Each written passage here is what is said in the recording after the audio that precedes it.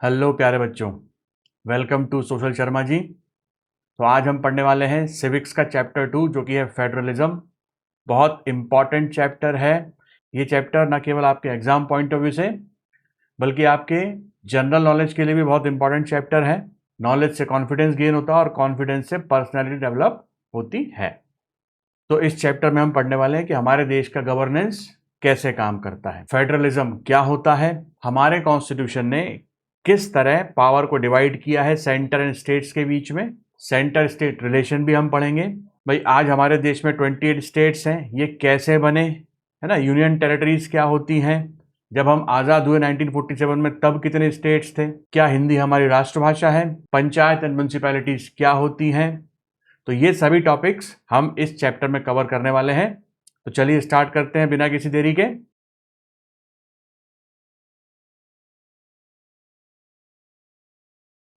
तो चलो भाई कुछ बेसिक कंसेप्ट अपन समझ लेते हैं, है ना। ये बेसिक कंसेप्ट अगर समझ गए तो ये चैप्टर आपका 60% समझ में आ जाएगा। क्लियर है। चलिए, तो पहला है भाई व्हाट इज फेडरेशन। तो फेडरेशन का सिंपल शब्दों में मतलब होता है division of power between centre and states. ठीक है, तो भारत देश में भी सेंटर और स्टेट्स के बीच पावर डिवीजन है। तो इंडिया के एग्जाम्पल से अपन समझने की कोशिश करते हैं कि भाई क्या होता है फेडरेशन। ठीक, तो सिंपल शब्दों में क्या होता है फेडरेशन, मतलब पावर डिवीजन। ठीक, तो देखो हमारे देश में सबसे सुप्रीम कौन है, सबसे ऊपर कौन है, कॉन्स्टिट्यूशन। क्लियर है। और हमारे देश में कॉन्स्टिट्यूशन ने ही पावर डिवीजन किया हुआ है किस किस के बीच में, सेंटर एंड स्टेट्स के बीच में। क्लियर है। एक और लेवल पर पावर डिवीजन किया है जिसको बोलते हैं अपन लोकल लेवल। पर अभी अपन सेंटर स्टेट के बारे में समझ रहे हैं। लोकल लेवल या लोकल गवर्नमेंट के बारे में अपन इस चैप्टर के आखिरी में पढ़ेंगे। ठीक है ना, क्योंकि ये समझ जाओगे तो फिर ये भी इजीली समझ में आ जाएगा। ठीक है, तो अपन पहले बात कर रहे हैं कि भैया हमारे कॉन्स्टिट्यूशन ने कौन कौन सी पावर दी है। सबसे पहले तो हमारे कॉन्स्टिट्यूशन ने मेजरली 3 पावर्स दी है, लेजिस्लेटिव पावर, एग्जीक्यूटिव पावर और जुडिशियल पावर। और भी पावर्स दी हैं जैसे कि अपने भारत के नागरिकों को, सिटीजन्स ऑफ इंडिया को पावर दी है कॉन्स्टिट्यूशन ने फंडामेंटल राइट्स की, फंडामेंटल ड्यूटीज की, है ना। इसके अलावा कुछ कॉन्स्टिट्यूशनल बॉडीज बनाई हैं, इलेक्शन कमीशन, है ना, finance commission, UPSC, union public service commission. तो ये कॉन्स्टिट्यूशनल बॉडीज हैं, इनके पास अलग पावर है, अलग तरीके से। ठीक है ना, और अलग तरीके से काम करती हैं। इनके क्या काम है, क्या फंक्शन है, ये क्या करेंगे, कैसे बनेंगी ये बॉडीज, वो सब हमारे कॉन्स्टिट्यूशन में लिखा हुआ है। क्लियर है। तो जो हमारे देश में जो कॉन्स्टिट्यूशन में लिखा हुआ है वो सुप्रीम है। क्लियर है, because constitution is our supreme law. ठीक, मेजरली इस चैप्टर के हिसाब से जो हमें डिस्कस करना है वो है majorly 3 power, legislative power, executive power and judicial power. ठीक, तो लेजिस्लेटिव पावर क्या होती है भैया, पावर टू मेक लॉज। ठीक, लॉज बनाने की पावर। तो लॉज बनाने की पावर हमारे देश में हमारे कॉन्स्टिट्यूशन ने किस किस को दी है, पार्लियामेंट को दी है जो कि सेंट्रल लेवल के लिए लॉज बनाता है, और विधानसभाओं को, ये स्टेट लेवल लॉज बनाता है। तो कहने का मतलब ये पावर को 2 लेवल पे डिवाइड किया है हमारे कॉन्स्टिट्यूशन ने, सेंट्रल लेवल पे और स्टेट लेवल पे। क्लियर है। अब जब ये लॉ बन जाता है किसी भी लेवल पर तो वो एग्जीक्यूटिव के पास जाता है और एग्जीक्यूटिव उसको इंप्लीमेंट करती है। क्या करती है, इंप्लीमेंट। क्लियर है। इस पूरे प्रोसेस में जुडिशरी का काम क्या है भैया, जुडिशरी का काम है कि कोई कॉन्फ्लिक्ट होती है अगर लॉ के इंप्लीमेंटेशन में, तो वो कॉन्फ्लिक्ट कौन सॉल्व करेगा, जुडिशरी। ठीक, लॉ का इंटरप्रिटेशन कॉन्स्टिट्यूशन के हिसाब से है कि नहीं, या कॉन्स्टिट्यूशन के प्रिंसिपल्स को, कॉन्स्टिट्यूशन की वैल्यूज को वो लॉ फॉलो करता है कि नहीं, वो देखेगा। फंडामेंटल राइट्स को वायलेट तो नहीं कर रहा कोई लॉ इंडियन सिटीजन्स के, तो वो सुप्रीम कोर्ट कोर्ट देखेंगे। ठीक, तो ध्यान रखिएगा। तो जुडिशरी का काम बेसिकली क्या है, conflict resolution plus interpretation. Clear है। चलिए, तो यहां तक समझ में आया भाई। ठीक, तो हमारे कॉन्स्टिट्यूशन ने लॉ बनाने की पावर 2 जगह बांटी है, एक सेंट्रल लेवल पर। तो सेंट्रल लेवल की जो लेजिस्लेचर है, लॉ मेकिंग बॉडी है या लॉ मेकिंग इंस्टीट्यूशन है, उसको बोलते हैं पार्लियामेंट। और स्टेट लेवल पर जो लॉ मेकिंग इंस्टीट्यूशन है, जो बॉडी है, उसको बोलते हैं विधानसभा। ठीक, विधानसभा का एक और नाम है स्टेट लेजिस्लेटिव असेंबली, मतलब ये इसका इंग्लिश नेम है, ये इसका हिंदी नेम है। तो स्टेट लेजिस्लेटिव असेंबली और विधानसभा स्टेट लेवल पर, और पार्लियामेंट क्या हो गया, सेंट्रल लेवल पर। क्लियर है यहां तक। चलिए, अब पार्लियामेंट क्या है, बेसिकली पार्लियामेंट 2 हाउसेस से मिलकर बनता है, लोकसभा और राज्यसभा। ठीक, और नॉर्मली हमारे देश में जो स्टेट्स हैं, विधानसभा हैं, वो सिंगल हाउस होते हैं, ज्यादातर विधानसभा सिंगल हाउस है, कुछ कुछ स्टेट में 2 हाउसेस भी हैं, उसके बारे में अपन चर्चा नहीं करेंगे अभी। ठीक, तो ध्यान रखिए पार्लियामेंट जो है वो 2 हाउस से मिलकर बना है, लोकसभा और राज्यसभा। ठीक, प्रेसिडेंट भी पार्लियामेंट का पार्ट होते हैं, ध्यान रखिए प्रेसिडेंट भी पार्लियामेंट का ही पार्ट होते हैं। ठीक है, तो कोई भी लॉ अगर बनना होता है भारत में तो वो एक बिल के रूप में, तो कोई भी मेंबर होता है, जिस भी हाउस का मेंबर हो, लोकसभा का हो चाहे राज्यसभा का हो, वो मेंबर उसको प्रपोज करता है बिल को। ठीक, तो जो प्रपोजल होता है लॉ का उसको बोलते हैं बिल। अब वो हाउसेस से, दोनों हाउसेस से अलग अलग पास होने के बाद प्रेसिडेंट के पास जाएगा और प्रेसिडेंट उस पर साइन करेंगे, तो वो क्या बन जाएगा? लॉ। ठीक, एक्ट या लॉ। ठीक है, एक बार और देख लो फटाफट। तो लॉ बनने की प्रोसेस क्या है इंडिया में भैया, कि कोई भी एक प्रपोजल रहेगा, वो किसी भी एक हाउस में आएगा, उस प्रपोजल को बोलेंगे बिल। क्या बोलेंगे? बिल। उस हाउस से पास होने के बाद वो दूसरे हाउस में जाएगा, वहां से भी पास हो जाएगा तो फिर जाएगा वो प्रेसिडेंट के पास, और प्रेसिडेंट उस पर साइन करेंगे, तो उसको बोलेंगे अपन लॉ या एक्ट। क्लियर है? चलिए,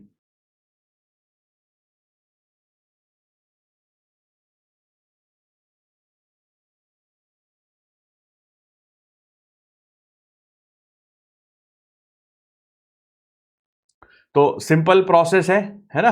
अभी दिख रहा है सिंपल, पर ये बहुत थोड़ा सा कॉम्प्लेक्स है ना? हायर क्लासेस में अपन समझेंगे इसको डिटेल में, पर यहाँ पे इतना आपको समझना है ना? उतना ही मैं समझा रहा हूँ। ठीक है, तो ध्यान रखिए। तो विधानसभा भी, हर स्टेट की विधानसभा अपनी अपनी विधानसभा है। ठीक है, तो ध्यान रखिएगा हर स्टेट में विधानसभा है, और हर स्टेट की पॉपुलेशन के हिसाब से, किसके हिसाब से? पॉपुलेशन के बेस पर ही इस विधानसभा की कितनी स्ट्रेंथ है, कितने मेंबर उसमें होंगे, वो डिसाइड होता है। ठीक है, फॉर एग्जाम्पल मैं बात करता हूं एमपी की, तो एमपी में 230 कितने मेंबर्स हैं? 230 मेंबर्स हैं एमपी की विधानसभा में। ठीक, अब ये पार्लियामेंट जो होता है ये पूरी कंट्री के लिए लॉ बनाता है, पूरी कंट्री के लिए लॉ बनाता है, मतलब जो भी लॉ बनाता है वो पूरी कंट्री में इंप्लीमेंट होता है। क्लियर है? ठीक, लेकिन जो विधानसभा लॉ बनाता है वो अपने पर्टिकुलर स्टेट में इंप्लीमेंट होता है। क्लियर है? मतलब हर स्टेट की विधानसभा अपने अपने स्टेट्स के लिए लॉ बनाएगी। सिंपल सी चीज है। ठीक, तो इस प्रकार से जो पावर टू मेक लॉ है वो सेंटर और स्टेट में डिवाइडेड है। ठीक, क्लियर है भाई यहां तक? चलिए आगे देखते हैं। तो क्या सर पार्लियामेंट अपनी इच्छा से किसी भी टॉपिक पे लॉ बना सकता है? नहीं। विधानसभा अपनी इच्छा से किसी भी टॉपिक पे लॉ बना सकता है? नहीं। क्या कोई ऐसा टॉपिक भी है दोनों में कॉमन है ना, कि इस पे पार्लियामेंट भी लॉ बना रहा है तो विधानसभा भी लॉ बना रहा है? तो हो सकता है भाई दोनों के लॉ में क्या है, कॉन्फ्लिक्ट हो। ठीक, तो ध्यान रखिए हमारे कॉन्स्टिट्यूशन ने पार्लियामेंट को लॉ बनाने के लिए अलग सब्जेक्ट्स दिए हैं और स्टेट लेजिस्लेचर को लॉ बनाने के लिए अलग सब्जेक्ट्स दिए हैं। तो पार्लियामेंट के पास जो सब्जेक्ट्स हैं वो है 100 सब्जेक्ट्स। कितने हैं? 100 विषय, 100 सब्जेक्ट्स पार्लियामेंट के पास हैं जो कि नेशनल इंपॉर्टेंस के हैं। तो पार्लियामेंट को वो सब्जेक्ट दिए हमारे कॉन्स्टिट्यूशन ने जो पूरे देश के लिए इंपॉर्टेंट है और उन पर कॉमन लॉ सबके लिए बन जाएंगे। ठीक, फिर हमारे कॉन्स्टिट्यूशन ने विधानसभाओं को भी या स्टेट लेजिस्लेचर्स को भी, इनको बोलते हैं, इसको बोलते हैं स्टेट लेजिस्लेटिव असेंबली भी बोलते हैं। ठीक, बताया मैंने आपको। तो स्टेट लेजिस्लेटिव असेंबलीज को भी कुछ सब्जेक्ट्स दिए हैं जिन पर वो अपने अपने स्टेट्स के लिए लॉज बना सकते हैं। ये सब्जेक्ट्स उस लोकल इंपॉर्टेंस के, लोकल इंपॉर्टेंस मतलब उस स्टेट के लिए महत्वपूर्ण सब्जेक्ट्स हैं। ठीक है ना? तो हर स्टेट के अपने अपने सब्जेक्ट्स हैं, उन पे लॉज बना सकते हैं। तो ऐसे कितने सब्जेक्ट दिए हैं भाई विधानसभाओं को? 61 सब्जेक्ट्स। कितने दिए हैं? 61। क्लियर है? तो पार्लियामेंट के पास 100 सब्जेक्ट हैं नेशनल इंपॉर्टेंस के, और विधानसभाओं के पास 61 सब्जेक्ट्स हैं अपने अपने स्टेट्स की, 61 सब्जेक्ट्स हैं, और इन 61 सब्जेक्ट्स पर वो अपने अपने स्टेट्स में लॉज बनाएंगे। सिंपल चीज यहां तक क्लियर है? तो एक बार ध्यान रखिएगा, पार्लियामेंट के पास 100 सब्जेक्ट्स हैं, स्टेट लेजिस्लेटिव असेंबलीज के पास या विधानसभाओं के पास 61 सब्जेक्ट्स हैं। क्लियर है? अब देखो पार्लियामेंट के पास सब्जेक्ट कौन कौन से हैं? जैसे फॉर एग्जांपल मैंने कहा रेलवेज। ठीक, तो रेलवेज आपने कहीं लिखा हुआ देखा क्या भैया कि दिल्ली रेलवे या कोलकाता रेलवे, है ना, या आंध्र प्रदेश रेलवे? नहीं, क्योंकि रेलवे एक ऐसा सब्जेक्ट है जो नेशनली इंपॉर्टेंट है। क्लियर है? तो ये सब्जेक्ट दिया है किसको? पार्लियामेंट को। तो parliament will make laws on railways, और रेलवे को कौन कंट्रोल करेगा? पार्लियामेंट। क्लियर सी बात है? ऐसे ही एक सब्जेक्ट और हो गया डिफेंस। क्या हो गया? डिफेंस। तो डिफेंस की जवाबदारी, भारत की रक्षा की जिम्मेदारी हमारे कॉन्स्टिट्यूशन ने पार्लियामेंट को दी है, यानी कि सेंट्रल लेवल को दी है। ठीक है ना। तो स्टेट की आप देखोगे हमारे देश में स्टेट्स के पास अपनी अपनी सेनाएं नहीं होती हैं, ठीक, केवल पूरी एक सेना है, वो है भारतीय सेना। ठीक, क्लियर है। चलिए, फिर ऐसे कुछ सब्जेक्ट्स स्टेट्स को भी दिए हैं जो लोकल इंपॉर्टेंस के हैं। ठीक, फॉर एग्जांपल पुलिस, पुलिस जो होती है वो स्टेट सब्जेक्ट है। क्लियर है, मतलब पुलिस से रिलेटेड सारे काम, पुलिस से रिलेटेड लॉज, ये सब कौन बनाएगा? स्टेट लेवल, विधानसभा बनाएगी। क्लियर है, ध्यान रखिएगा। तो आपने देखा होगा हर जगह जहां पे आप रहते हैं वहां पर स्टेट्स की पुलिस होती है। फॉर एग्जांपल एमपी पुलिस है ना, यूपी पुलिस, गुजरात पुलिस। तो ये सब चूंकि पुलिस स्टेट सब्जेक्ट है तो पुलिस स्टेट की रहेगी। ठीक, ऐसे ही अब ये लोकल इंपॉर्टेंट सब्जेक्ट है भाई, पुलिस का काम है लोकल लेवल पे क्या रखना? लॉ एंड ऑर्डर को मेंटेन रखना है। तो हर स्टेट अपने अपने हिसाब से, कहीं ज्यादा खतरनाक लॉ एंड ऑर्डर सिचुएशन है तो वहां स्टेट ही पुलिस के लिए लॉ बनाएगा, है ना। कहीं नॉर्मल सिचुएशन है तो वहां भी स्टेट क्या बनाएगा? लॉ बनाएगा। ठीक, तो ध्यान रखिए, पुलिस हो गया, एग्रीकल्चर हो गया। अब एग्रीकल्चर हर स्टेट का अलग अलग है भाई, है ना। कोई गेहूं उगा रहा है, कोई चावल उगा रहा है, कोई सोयाबीन उगा रहा है। ठीक, तो हर स्टेट अपने अपने कंडीशन के हिसाब से अपने अपने लॉज बना ले एग्रीकल्चर पर, वो ज्यादा बेटर है। अगर सेंटर गवर्नमेंट को दे देंगे सब्जेक्ट तो सेंट्रल गवर्नमेंट हर स्टेट के लिए अलग अलग लॉ बनाता फिरेगा, तो फिर दिक्कत हो जाएगी। ठीक है ना। तो इसलिए हमारे कॉन्स्टिट्यूशन ने सब्जेक्ट वाइज डिवीजन किया है, मतलब लेजिस्लेटिव पावर जो है वो सब्जेक्ट वाइज है, कॉमन सब्जेक्ट नहीं है। ठीक है ना, मतलब कॉमन सब्जेक्ट से मतलब एक कॉमन लिस्ट भी है, उसके बारे में आगे बताऊंगा मैं आपको। ठीक, पर अभी इतना याद रखो कि बिल्कुल हमारे कॉन्स्टिट्यूशन ने साफ साफ डिवीजन ऑफ सब्जेक्ट किया है। किस किस के बीच में? सेंट्रल लेजिस्लेचर के बीच में और स्टेट लेजिस्लेचर के बीच में। क्लियर है, यहां तक कोई डाउट नहीं होना चाहिए। तो सर क्या ऐसी कंडीशन हो सकती है कि भाई सेंट्रल या पार्लियामेंट स्टेट के किसी सब्जेक्ट पे लॉ बना दे या स्टेट पार्लियामेंट सब्जेक्ट पे लॉ बना दे? तो ठीक है, हाँ बिल्कुल ऐसी कंडीशन हो सकती है। तो सेंट्रल पार्लियामेंट जो है वो स्टेट सब्जेक्ट पे कुछ कंडीशंस में लॉ बना सकता है, पर स्टेट सेंट्रल सब्जेक्ट पर किसी भी कंडीशन में लॉ नहीं बना सकता है। क्लियर है। तो सिंपल सी चीज यहां पर हमें समझने के लिए हमने इतनी डिटेलिंग करी है, वो ये है कि कॉन्स्टिट्यूशन में जो पावर्स होती हैं वो डिवाइडेड होती हैं सेंटर और स्टेट्स के बीच में, और इसी डिवीजन को, जो क्लियर कट डिवीजन है, इसी डिवीजन को अपन बोलते हैं वर्टिकल डिवीजन ऑफ पावर या federal division of power, federal system, simple शब्दों में। क्लियर है, फेडरल सिस्टम। अभी और बताऊंगा फेडरल सिस्टम की और भी बारीकियां हैं और भी कॉम्प्लेक्सिटीज हैं, ठीक है, वो अपन देखेंगे। ठीक, तो मेरे ख्याल से समझ में आ रहा है। तो हमारे कॉन्स्टिट्यूशन ने सारा डिवीजन किया है। कॉन्स्टिट्यूशन का बहुत इंपॉर्टेंट रोल होता है किसमें? फेडरेशन में या फेडरल सिस्टम में। क्लियर है। तो पार्लियामेंट, विधानसभा, दोनों के सब्जेक्ट्स अलग है। 100 सब्जेक्ट है नेशनल इंपॉर्टेंस के, 61 सब्जेक्ट है इनके पास स्टेट इंपॉर्टेंस। हर स्टेट अपने अपने लॉज बना लेगा उनपे। क्लियर सी बात है। ठीक, यहां तक मेरे ख्याल से कोई दिक्कत नहीं है। तो कहने का मतलब यह है कि हमारे कॉन्स्टिट्यूशन ने दोनों ही लोगों को, है ना, सेंट्रल लेवल और स्टेट लेवल दोनों ही लोगों को अपना अपना स्फीयर दिया है ना, अपना अपना कमरा दिया है कि अपने अपने कमरे में खेलो, है ना, और अपने अपने खिलौने दिए हैं। ठीक, पार्लियामेंट के पास 100 खिलौने हैं जिनसे वो खेल सकता है, और विधानसभा के पास 61 खिलौने हैं जिनसे वो खेल सकता है। लेकिन ये दोनों ये भाई हैं, ध्यान रखना। ठीक है ना, हमारे देश में जो सेंट्रल पार्लियामेंट है वो बड़ा भाई है और स्टेट या विधानसभाएं हैं वो छोटा भाई है। ठीक, लेकिन दोनों ही पावरफुल हैं अपने अपने कमरे में। क्लियर है। हाँ, कुछ कंडीशंस ऐसी हैं जहां पर बड़ा भाई जो है वो छोटे भाई के कमरे में जाकर उसके खिलौनों से खेल सकता है, पर ऐसी कोई भी कंडीशन नहीं है जिससे छोटा भाई बड़े भाई के कमरे में जाकर उसके खिलौनों से खेल सकता है। क्लियर है। चलो, तो समझने की कोशिश करते हैं आगे। तो कहने का मतलब यह है कि भाई सेंट्रल लेवल पे जो हमारी लेजिस्लेचर है, पार्लियामेंट, वो स्टेट लेवल के विधानसभाओं के सब्जेक्ट्स पर लॉज बना सकता है कुछ कंडीशंस में, लेकिन विधानसभा पार्लियामेंट के सब्जेक्ट पर लॉज नहीं बना सकता है। क्लियर सी बात है। ठीक, अच्छा एक चीज और नोटिस करिए, मैंने बोला कि भाई पार्लियामेंट जो है वो बड़ा भाई है और विधानसभा जो है वो छोटा भाई है। ऐसा क्यों बोला मैंने? ऐसा इसलिए बोला क्योंकि कॉन्स्टिट्यूशन जो पिताजी हैं इन्होंने बड़े भाई को ज्यादा खिलौने दिए खेलने के लिए, है ना। 100 सब्जेक्ट्स हैं जिन पर पार्लियामेंट लॉ बनाता है, और छोटे भाई को केवल 61 सब्जेक्ट्स दिए हैं, कम खिलौने दिए हैं। क्लियर है, ध्यान रखिएगा।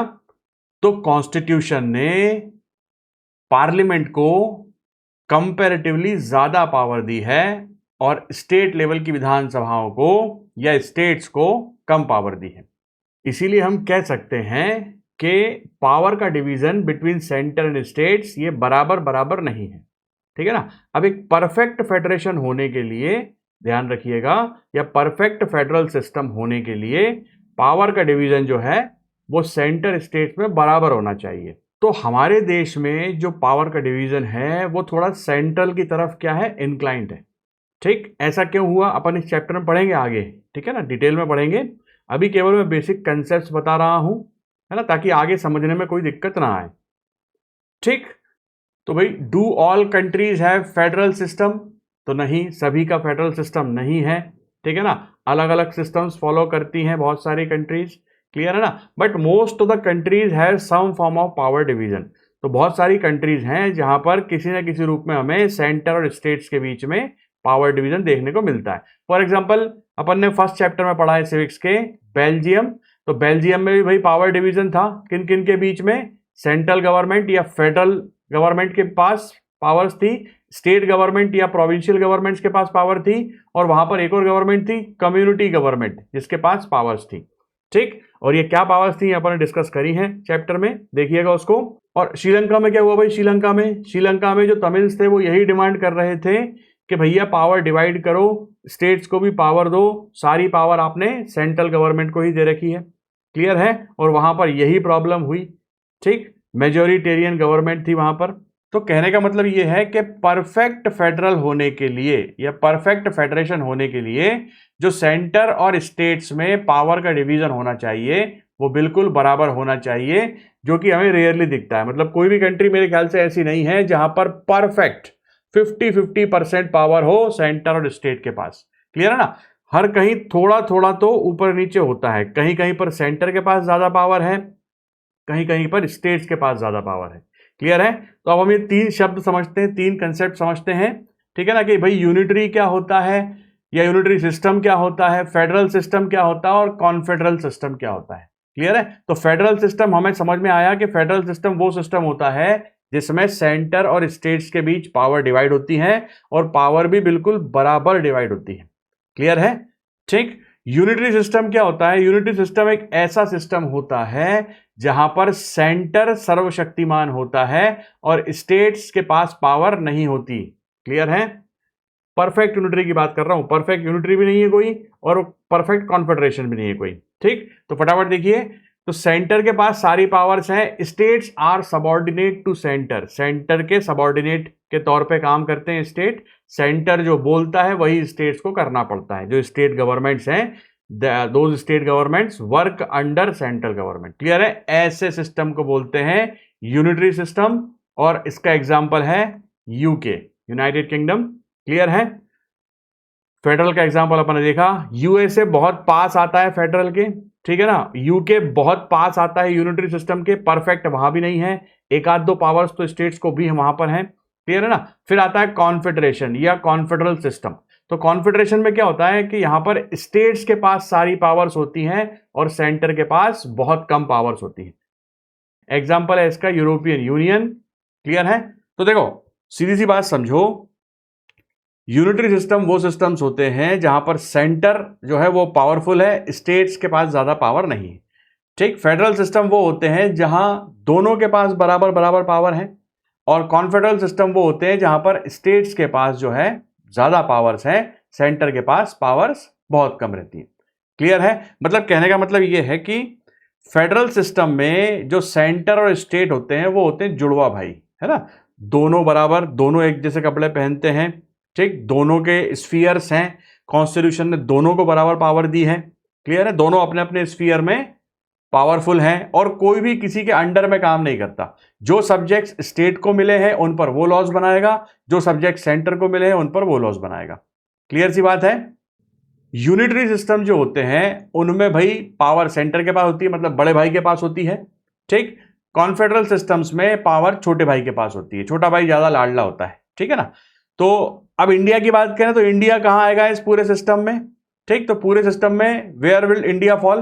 तो इंडिया, ध्यान रखना, इंडिया के पास एक ऐसा सिस्टम है जिसमें सेंटर पावरफुल तो है पर एब्सोल्युटली पावरफुल नहीं है। स्टेट्स के पास भी पावर्स हैं बहुत सारी, तो सेंट्रल कहीं ना कहीं फेडरल और यूनिटरी सिस्टम के बीच में आएगा। ठीक है, इसलिए हमारे इंडिया को या इंडियन कॉन्स्टिट्यूशन में कहीं भी फेडरेशन शब्द का जिक्र नहीं है। ठीक है ना, फेडरेशन शब्द कहीं नहीं लिखा है, वहां पे लिखा है यूनियन ऑफ स्टेट। तो इंडिया को क्या बोला गया है कॉन्स्टिट्यूशन में? Union of state.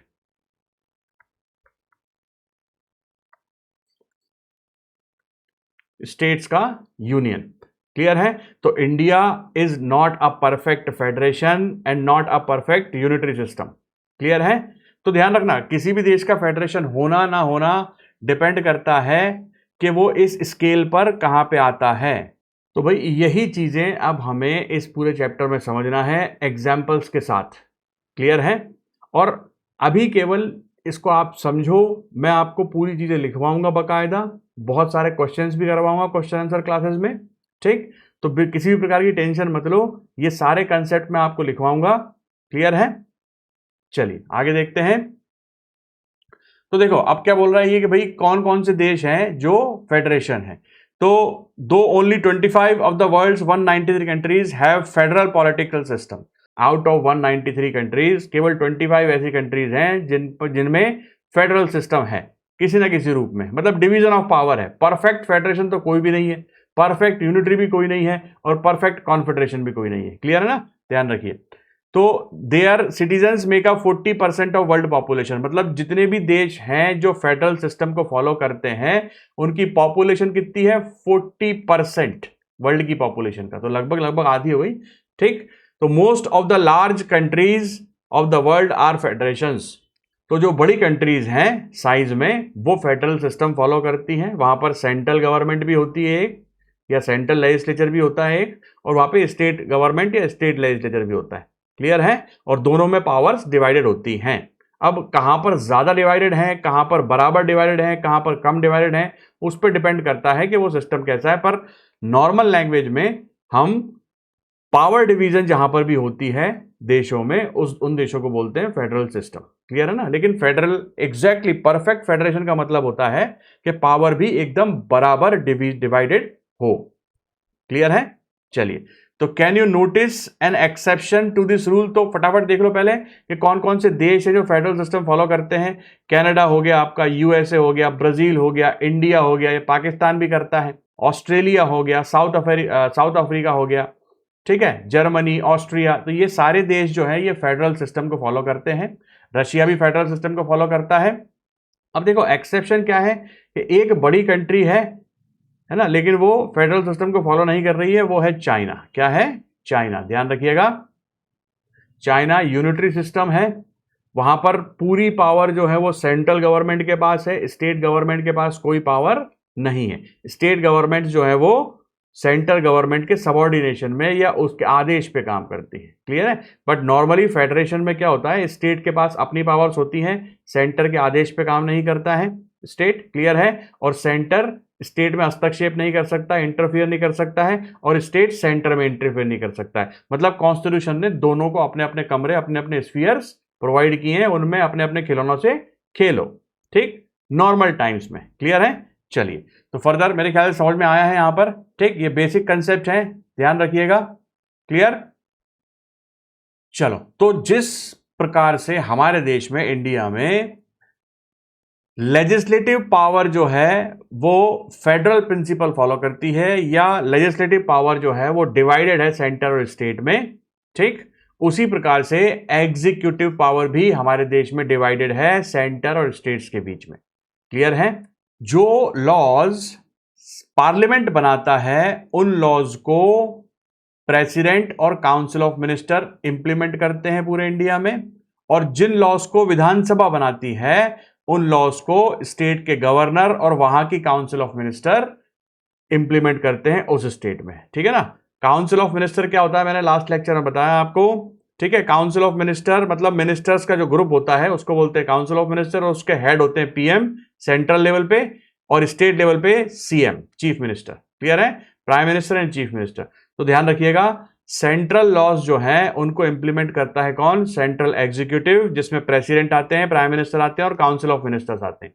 ठीक है, स्टेट लेवल पर जो लॉज बनते हैं उनको इंप्लीमेंट करते हैं स्टेट एग्जीक्यूटिव, जिसमें गवर्नर होते हैं, चीफ मिनिस्टर होते हैं और काउंसिल ऑफ मिनिस्टर्स होते हैं स्टेट के। ठीक है, क्लियर है? तो एग्जीक्यूटिव भी डिवाइडेड है हमारी, ठीक, लेकिन जुडिशियरी डिवाइडेड नहीं है। तो ये अपन जुडिशियरी वाले चैप्टर में देखेंगे, नॉट राइट नाउ, उसमें मैं डिटेल में नहीं जाऊंगा। ठीक है, तो मेरे ख्याल से क्लियर है कंसेप्ट, जितने अभी कंसेप्ट्स हैं उनको आप ध्यान रखिए। ठीक है ना? तो और भी देखो फटाफट। तो पार्लियामेंट जो है, उस जो सेंट्रल लेवल की लेजिस्लेचर है उसको फेडरल लेजिस्लेचर या यूनियन लेजिस्लेचर या सेंट्रल लेजिस्लेचर भी कहते हैं। स्टेट की जो विधानसभा होती है उसको स्टेट लेजिस्लेचर, ठीक, या स्टेट लेजिस्लेटिव असेंबली या प्रोविंशियल लेजिस्लेचर या रीजनल लेजिस्लेचर भी कहा जाता है। क्लियर है?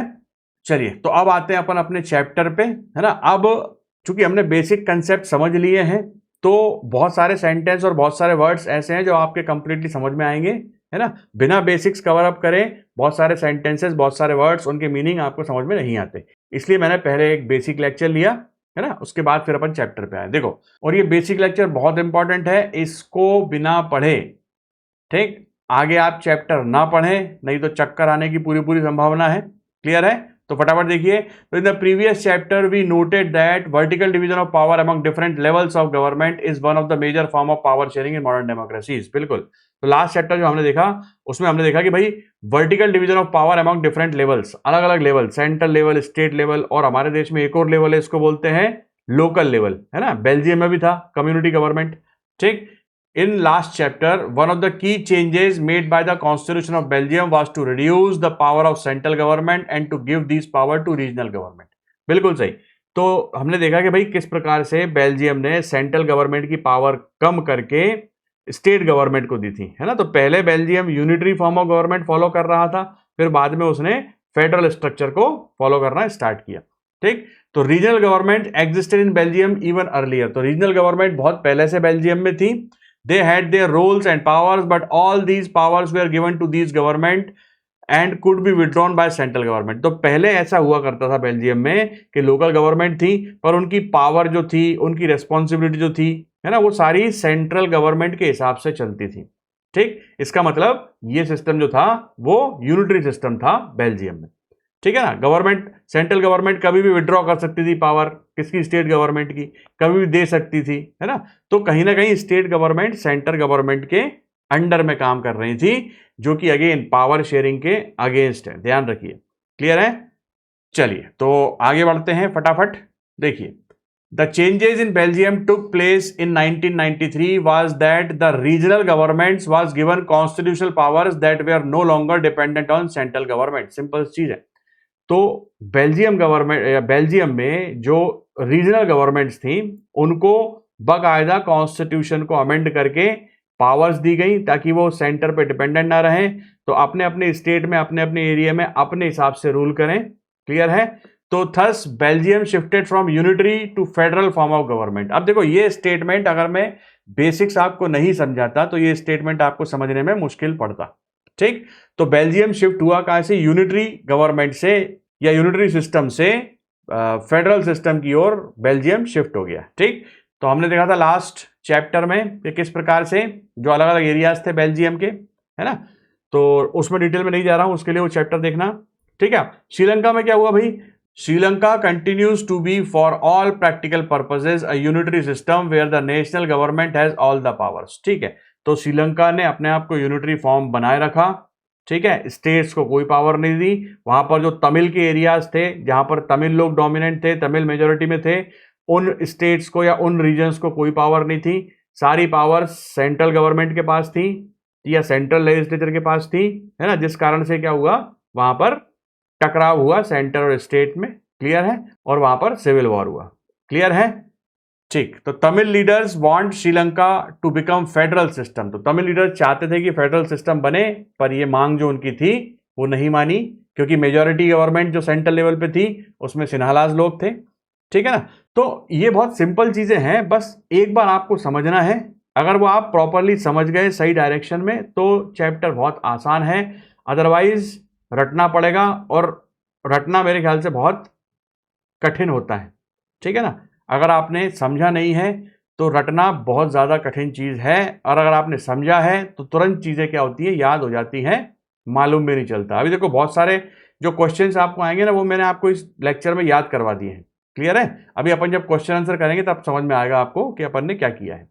चलिए अब आते हैं व्हाट इज फेडरलिज्म, जो कि हम देख चुके हैं, अब उसको लिखना सीखेंगे, है ना।